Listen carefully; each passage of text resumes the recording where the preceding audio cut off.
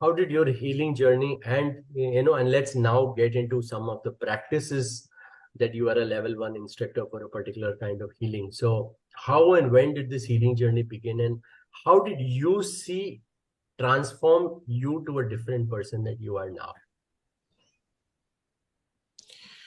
So healing came up as a, one of those, again, signs from the universe.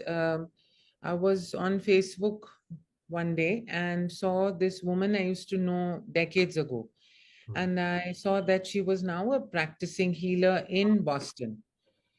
So I connected with her and I asked her if it could help to get healing, because my wound was not healing very well. And so she said, okay, she put me up with one of her healers, senior healers, Cassandra. So Cassandra would do healing. She would talk to me. She would talk to Rajiv. And after a few weeks, I felt that the healing is helping, all around, because the body heals itself. But, depending on the support you get, you can either heal faster or slower. And I felt that her healings were helping us, and her guidance. And then when we had to move to Hyderabad because Sunil was not doing well, so Rajiv had to come into our office here and sort of manage that. So we moved to Hyderabad, and when we got here, we said, now who do we get healings done from? So by some mysterious quirk of fate, we found Ruchi and Sanjil, who run a healing center in Hyderabad. And we asked them to do healings, and they said, we will do healings, but it's a long journey. So we suggest, knowing you and Rajiv, that you both start learning about energy healing. You do the courses yourself.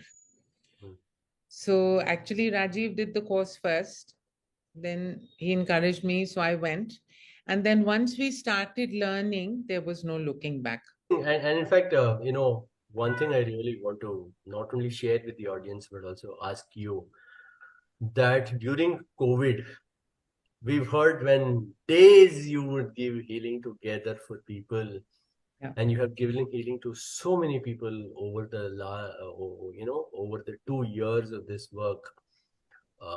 So firstly, I think from all the people who received healing and more, a big thank you, because it just requires so much of faith, dedication, and this ability to give back. So how was that experience of just sharing the healing journey with all the people who are going through COVID? The important thing for me was that at least I made the switch from being a patient to being a healer, because I may not have had the confidence so quickly. But because COVID came and it was so devastating, so Rajiv will tell his thing because he was doing many more healings than I was. But yes, that just mentally, switched. It kind of brought uh, uh, home to us that even with the best of medical things that you might have, uh, there is still some wisdom that is perhaps untapped. And if you're able to do both, which is have access to the best of the medical practices that have emerged over the last century, century and a half, and tap into what exists at the level of ancient wisdom and marry the two, then it really helps people recover very quickly.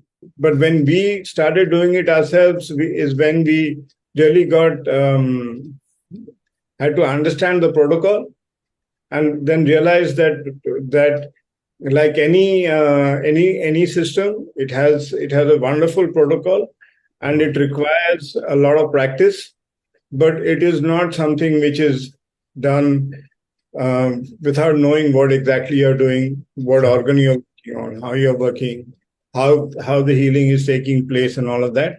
And that was a huge reinforcement for me and for Sangeeta, that this can actually be something that we can offer to people at a wider level.